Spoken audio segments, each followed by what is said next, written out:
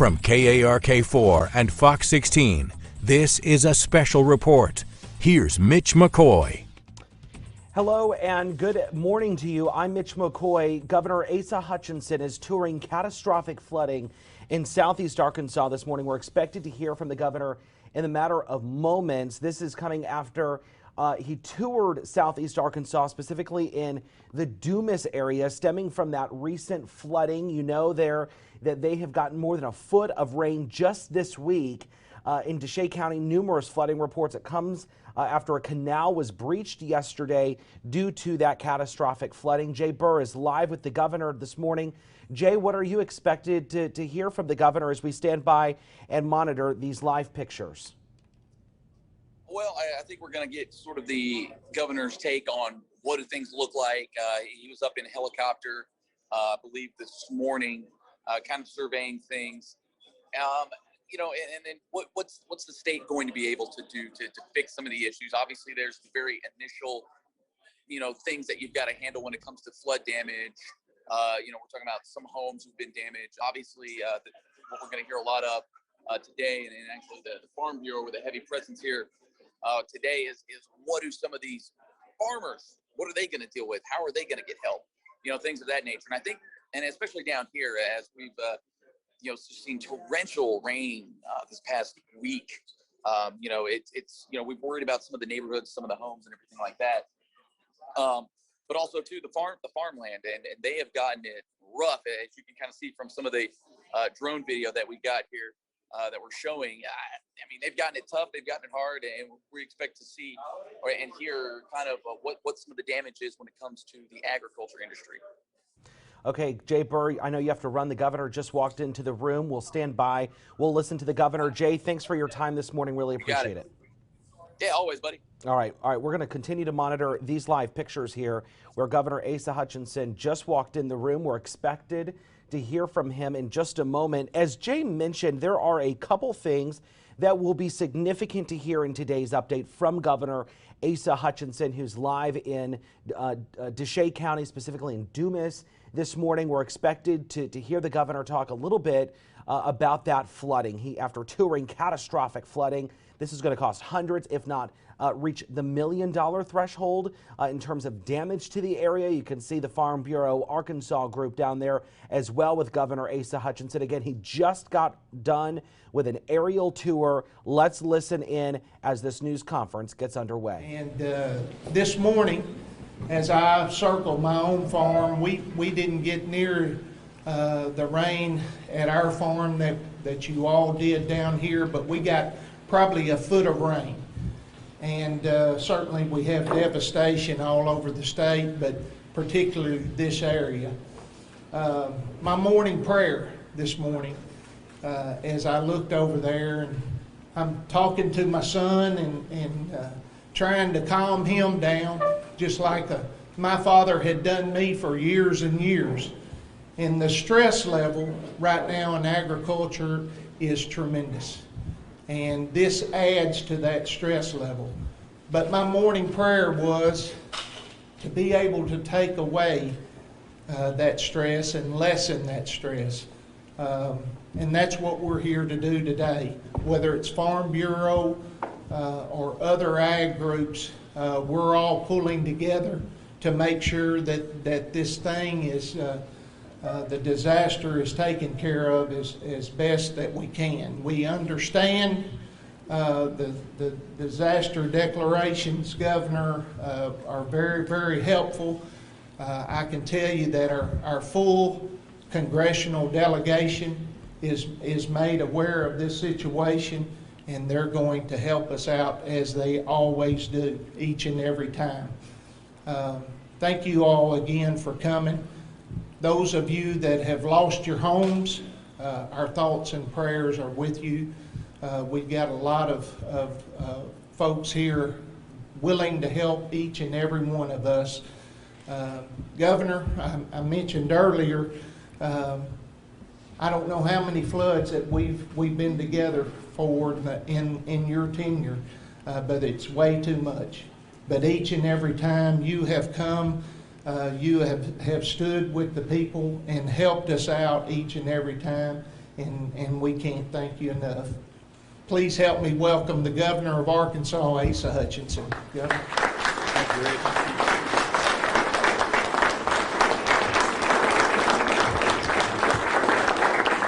Thank you, Rich, and thank you for the Farm Bureau being such a great partner and helping to communicate with farmers and to receive information. And as Rich has mentioned, in 2019 we had a historic flood, and then of course we entered a pandemic in Arkansas.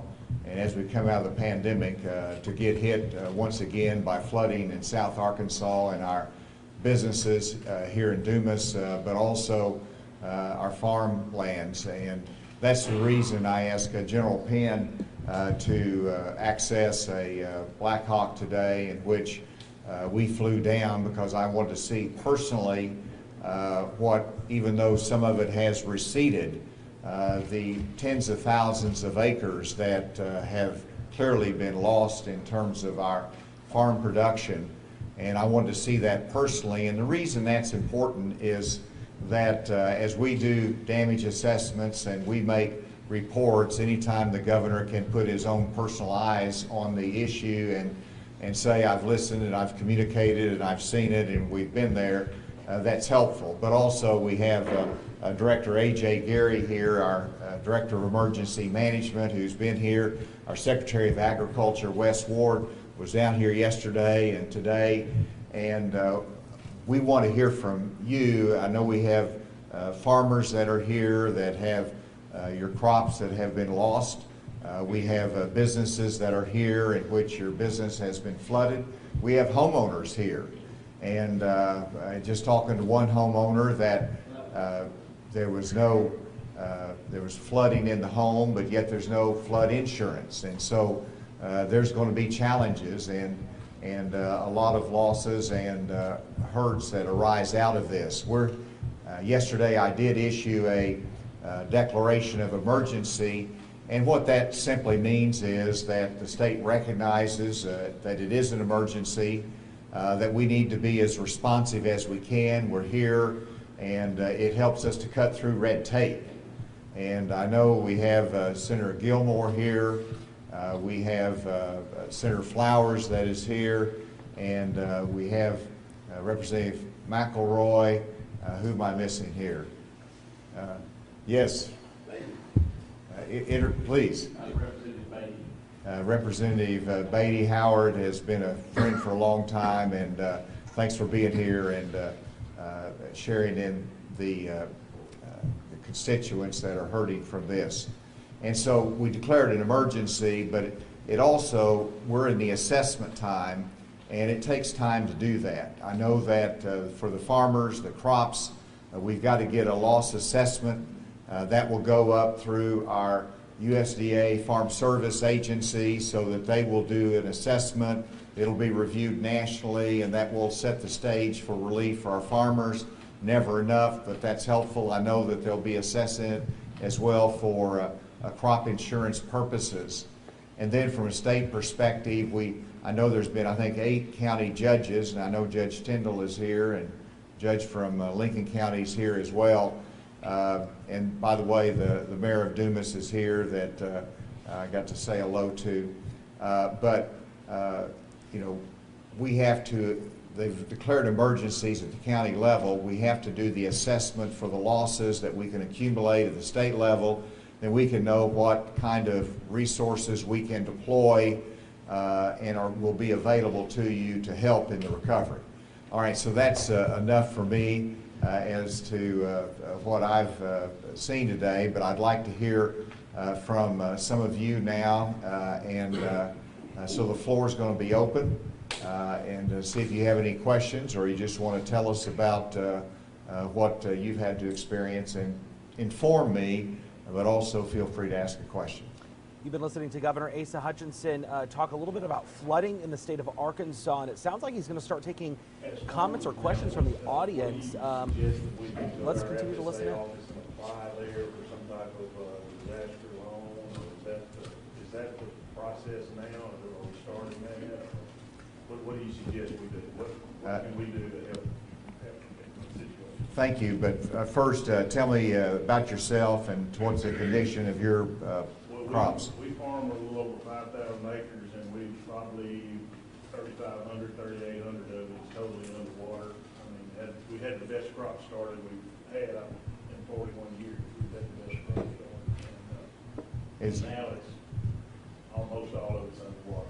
So, and not under just a little bit of water, under 3 or 4 feet of water. And that's what I saw flying over. It's interesting coming down the river, and then you hit more into the south area. You know, there's not a whole lot of crop damage north, but man, when you get close to Dumas and Deshay County, you just see the water inundating the fields, and it's a gut-wrenching sight for me to see that, and knowing that I mean, it's underwater now. How long has it been underwater? How long will it be underwater?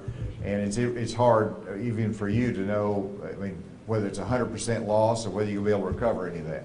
And then the timing of the thing when it's happened, you know, we're at such a, do you replant now? You know, you're at the first, it's going to be the 1st of July.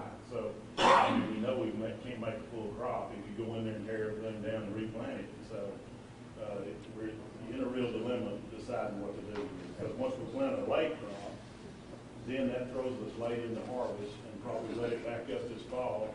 And then next spring we start late again. So, I mean, it's just it's a catch-22. Well, we do all we can do. And let me say that we definitely appreciate all of you coming and being here for us.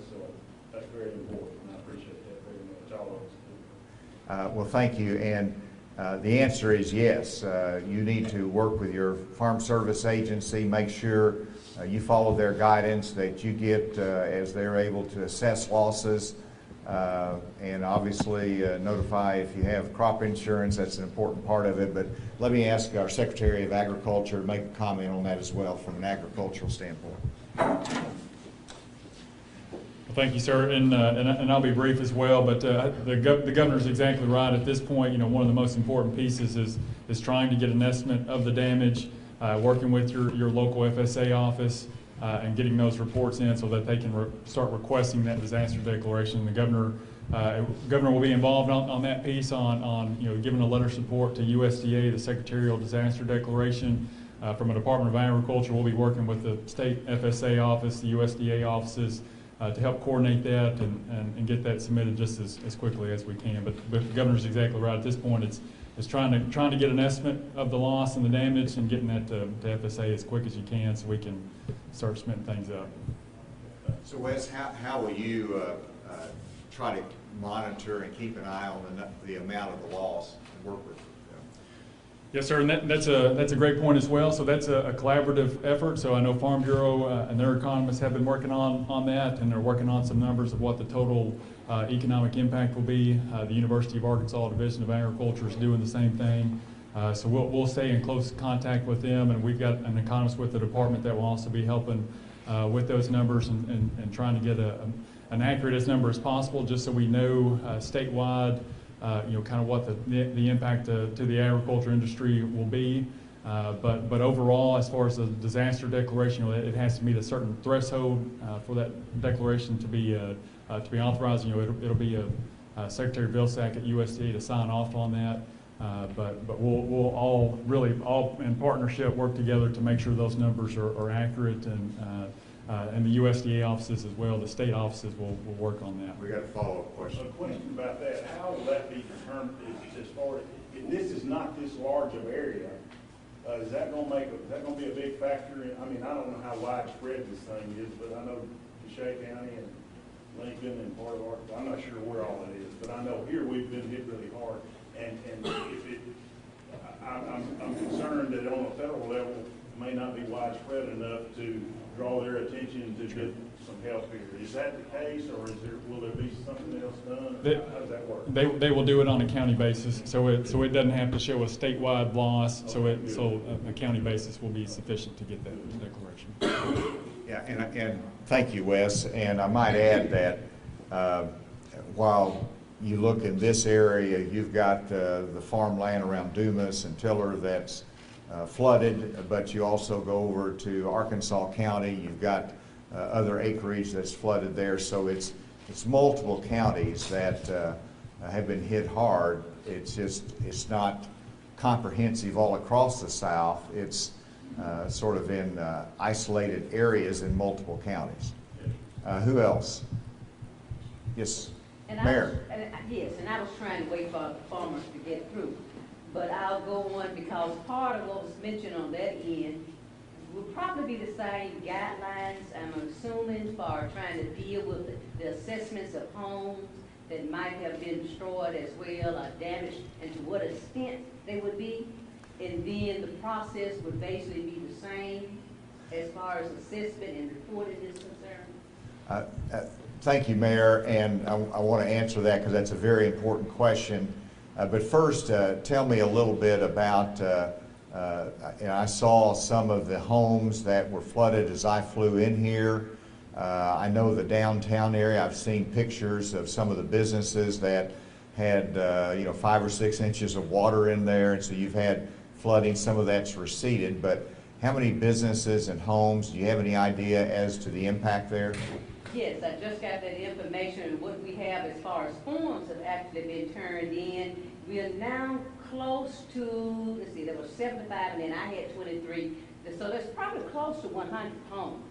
Now, as far as business is concerned, it's close to about 20 on that. All right. So, and I'm going to ask A.J. Gary, our Director of Emergency Management, to comment in just a second on that. But A.J. and I visited, and first of all, the process is the same in the sense that we have to really make a good assessment of the damages. So it's important for the homeowners to communicate that to the local emergency management, to the city, so all of the damages can be accumulated. And that helps us to meet a state threshold so that we can provide state assistance. Now, I am doubtful that we're going to meet any federal threshold. Now, we will for the agriculture, I believe. So the agriculture is a separate threshold for relief from our farm service agencies.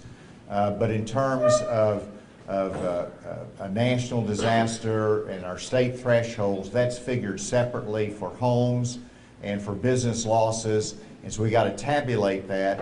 And so we want to work very closely with you to make sure we have that kind of assessments that are done. AJ, can you comment some more on that? What kind of state assistance might be helpful? Sure. Thank you, Governor. And the Governor's right. The most important thing is that we get those damage assessments in. Make sure that your homeowners are working with a local emergency manager who works with our team there at Division of Emergency Management, so that we can calculate all those damages, because it's going to be different. Some houses are going to have a small amount of water in it, and some may have a foot of water in it, and that's going to make a difference on what those damage assessments are. So as quick as we can get those done, we can start figuring out that we've met that threshold and what available resources there will be, whether it's state or, like the Governor said, doubtful it'll reach federal. But what determines that are those numbers that we get in, those damage assessment numbers. And then we also have availability to bring in some volunteer resources if there's sheltering or anything like that is needed. So again, communicate that with the local emergency manager, county judges and that, so that we can get it up tab. Okay, one of the questions that was asked last night was who should be doing the assessment? So what's going to determine whether it's a good assessment or not? Are they supposed to look at it and assess? They're supposed to call a professional in, or to call someone in that might know how to repair a house? Let me, who's our Shea County Emergency Manager? We're Judge, can you identify him? All right. Richie, I hadn't seen him. All right. Rick's not here. Okay, so AJ, why don't you go ahead and comment? Right, so that will be the local emergency manager will do the initial on that. Our area coordinator, which is Leanne Smith, sitting up here, she works very close with the day-to-day with county emergency managers and so forth. So they will work together on that and get those numbers. Now let me follow up a little bit there. First of all, when I declared emergency, I have an emergency fund. I allocated $100,000 very quickly just to make sure we had the resources needed to respond. And so if there was sandbagging that's needed, you have to make a request for assistance through your county emergency manager that we can then evaluate at our emergency management and respond to it. We do it very, very quickly, but if there's a specific need, you've got to make sure that request flows through. And it could be gravel, it could be some other kind of assistance, and there's probably going to be most of this individual homeowners that's not going to require a county to replace a road or to do a culvert, but we're there if there is some specific assistance. And then in terms of the homeowners, there is, like if they don't have insurance and we meet the state threshold, then there is some individual assistance. It'll never be enough to cover the entire loss, but there is some money that's available, and so work through the emergency management team and make sure the homeowners know how to apply for that as they document the loss. All right. Yes, Judge? I'm pretty sure Rick is out doing my job so I can be here. So that's the reason he's not here. But we did have a meeting with ADM yesterday, and we worked out a plan of how this should happen. And I will get with the mayor. We'll make sure he does it. The other thing is, the county, we're fighting this from three different directions.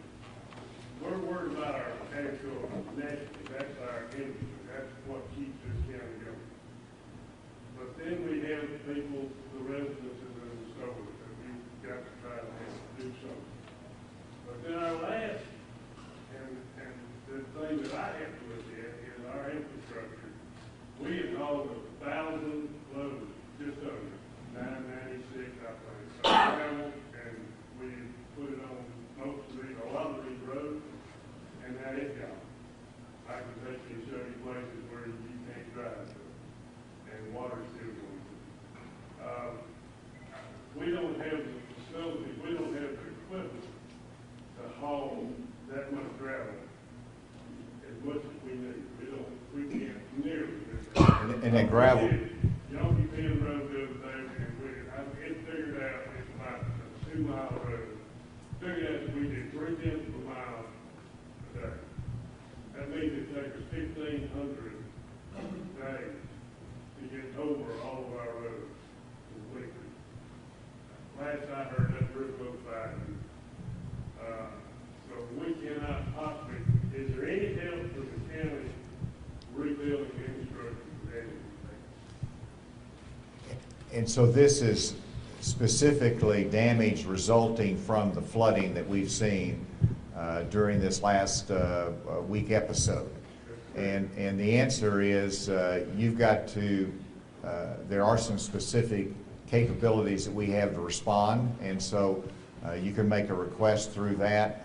I mean, obviously the routine maintenance of roads is the county's responsibility, but we do have mitigation funding to help us to recover and get ready for any incident down the future. AJ, do you want to elaborate on that? Sure, and Judge, I know you're very, very well versed with this process, but in addition to the individual assistance, we have the public assistance, state funds, so that there could be some assistance through that. But just, the main thing again is calculating what those damages are and get that information to us. And we're going to go through ADM to do that? Yes, sir. Yeah, we'll give some more thought to the specific need that you mentioned to see if there's any assistance that can be provided on an emergency basis. Thank you, Judge. Is there? Yes. Judge, yes. When you said it wasn't enough for federal, I was just sitting there thinking that in the 9th Ward of New Orleans when FEMA was there. This flooding to these people is no less significant than it was the 9th Ward. They're still losing their house. And I know we live in a floodplain. They just do. I haven't seen any federal anything. Have you even heard from anybody else? And when we declared, it seemed like that we would have some response from our federal government to come back to us. For federal. For federal. Well, I hear you, Judge, and I agree with you. The loss to an individual homeowner is just as significant if it's just their own home versus having 900 homes. I mean, it's still an individual loss, and the same thing is true for the farming. But, and I know that our federal delegation, who's represented here, would you all introduce yourself, please? My name is Senator John Boden's office. And thank you, Ty, for being here. Yes? Hunter Selvey with Congressman Rick Crawford's office. All right, good, thank you. Well, Well, let me finish the answer that if there's any way possible that we get a declaration, we're going to be pushing for it.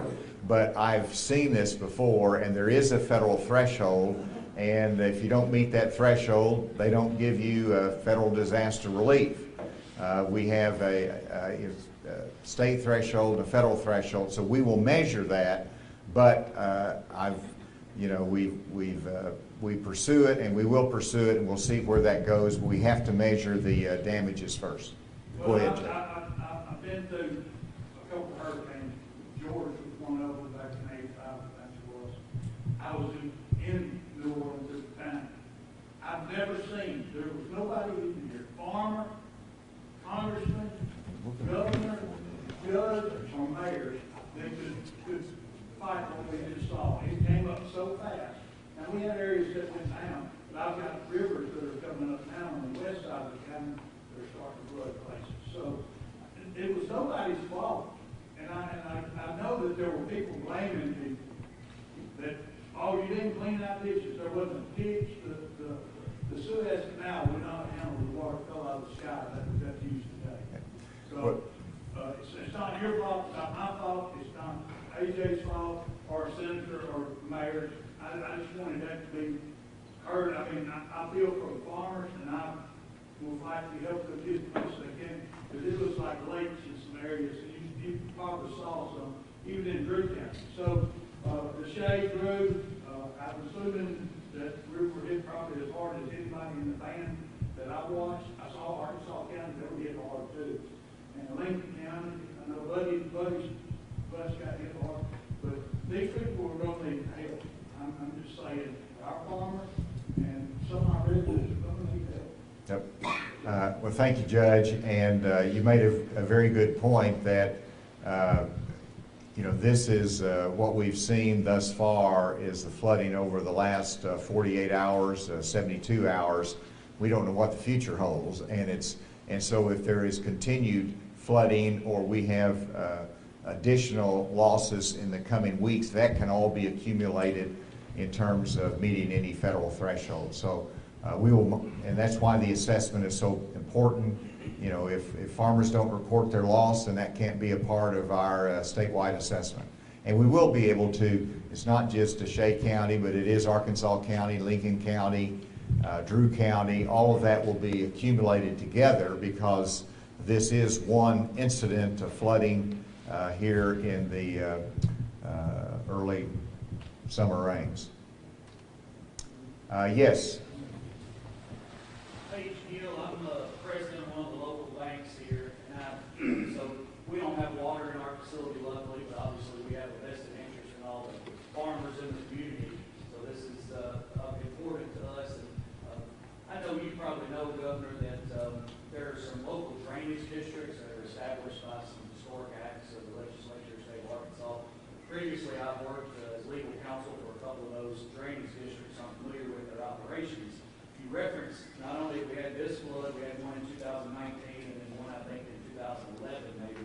So my question is more not just dealing with this disaster, But what can the state government do to help those local drainage districts going forward so that we can improve our drainage, and when inevitably we have more floods, more rain in the future, we can handle it better and don't have these catastrophic consequences from the flood.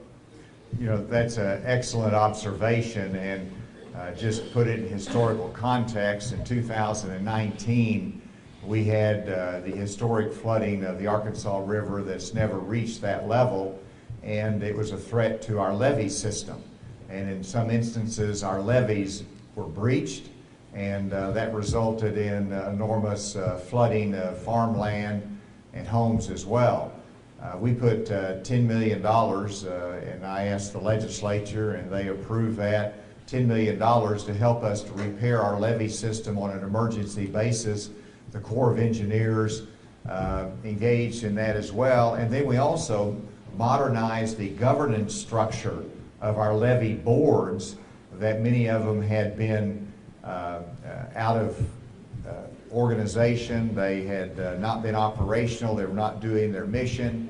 And so many of those were reorganized, and we streamlined the law to help us. So you're now raising the issue of the drainage district, and drainage districts historically is a local community or system of landowners that come together to help fund through their own levies the drainage system.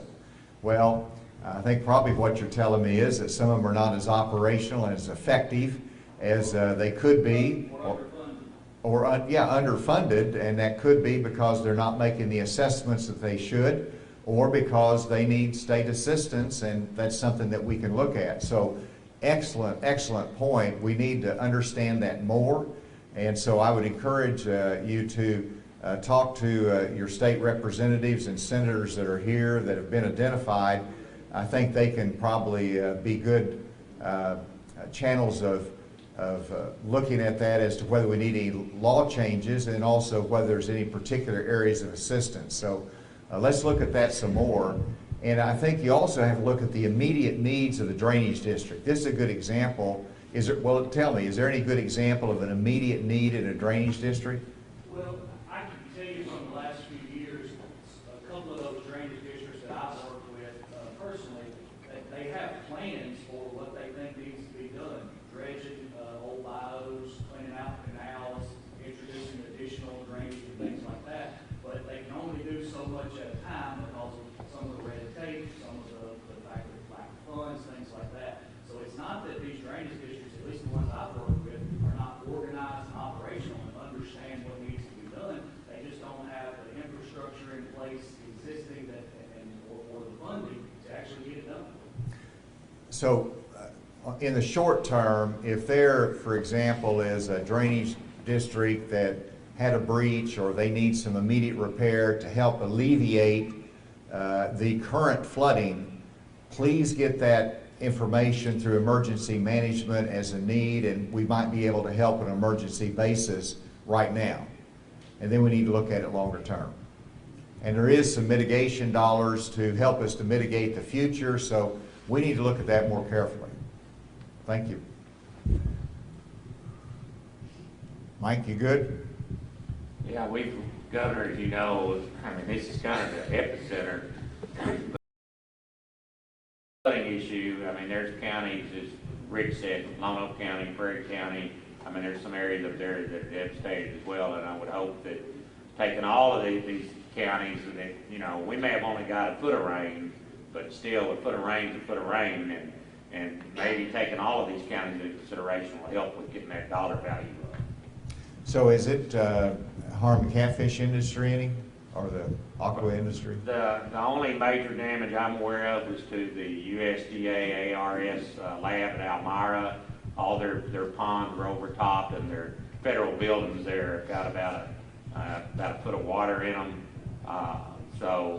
But from the fish industry, it's the damages that we're experiencing are minor compared to these row crop farms.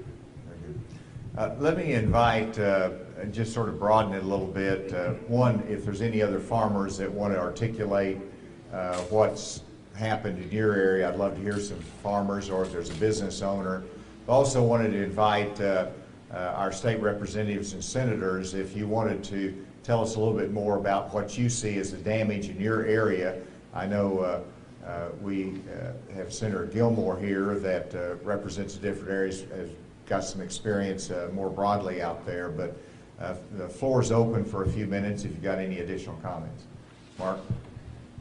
Governor, I was county judge for 20 years, so I've been on both sides of this. This time, my house was flooded, and lived there 30 years, and the house had been there 60 years, and never been water there. But we had 19.5 inches in a 48-hour period.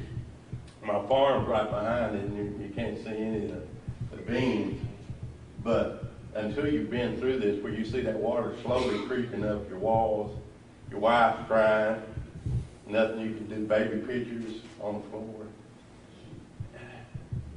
It takes a human toll. And Governor, I appreciate you coming here, because through this pandemic, you worked yourself to death, and you were the first one to be down here for it. But you know, I understand, and I think a lot of people are gonna have to understand, we have to take personal responsibility. I went in there and started cleaning up. I told my wife, don't cry, let's do it. We gotta do what we gotta do. Government can't do everything for you folks. And you can't blame anybody, you can't blame the judges. We can't stop the rain. 19.5 inches like pouring a 5-gallon bucket of water down your kitchen sink. It's gonna go. And the sad part is going on these farmers, it just keeps moving further south. Even though they didn't get a big rain, it's backing up on their crops and killing their crops. And I told my wife, I said, well, you know, houses can be replaced. We've got our help. These farmers are looking at $5-6 million investment, and it's too late for them. I feel, you know, we're all suffering, and it's an emotional toll. But you know, emergency is an emergency, and it's equal opportunity. It got a state representative just the same as it got the guy on the street. And the mayor, I know you're doing everything you can. The judges are doing everything they can. But Mother Nature, my wife called me. I was at Little Rock at the Capitol, and she called me and told me, I said, baby, I can't stop the rain. Nobody can stop the rain. We just got to pick up our bootstraps and go on. And we'll all survive. And 100 years from now, nobody will know the difference. Amen. Well, Mark, well said, and you put it in very personal terms, but also in real terms as to what we face and how we respond to it. And I'm very proud of the citizens of this area.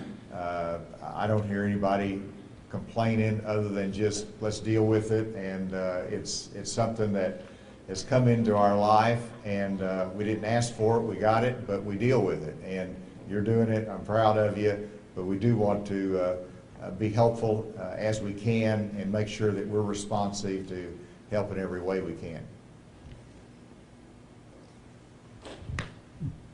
Anyone else? Yes, ma'am, and then we'll come here. The ma'am back there first. Yep, right there.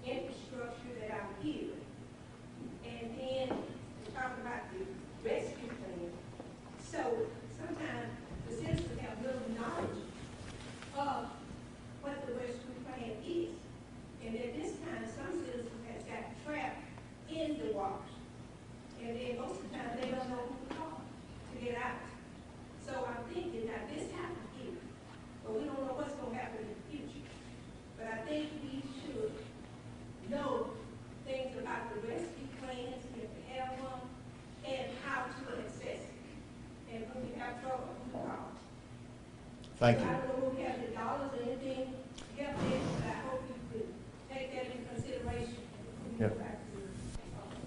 Absolutely, and that's a very good point, that we have to look at our infrastructure and how it moves water. And now, I don't know that any drainage system was prepared for 16, 17 inches in 24 hours. It's hard to build a system that is prepared for that volume of water, but it needs to be evaluated. And she mentioned the American Rescue Plan money. That's for the state gets $1.5 billion, but also the cities and counties. Judge, do you have some rescue money? We received KARK money, yes, sir. And the city has some, Mayor, you all have some rescue money? No, we do not.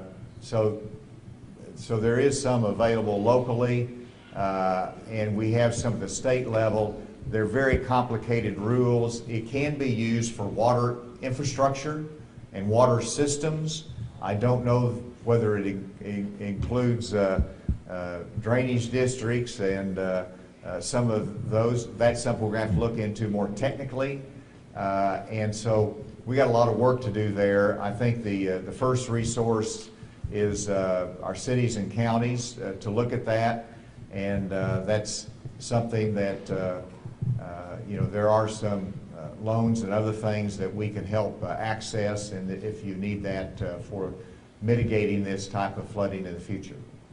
And then we had some, yes, sir. Governor, is there any help that you can give us with the Corps of Engineers? One of our major problems in Dumas and up to Gould is Canal 19.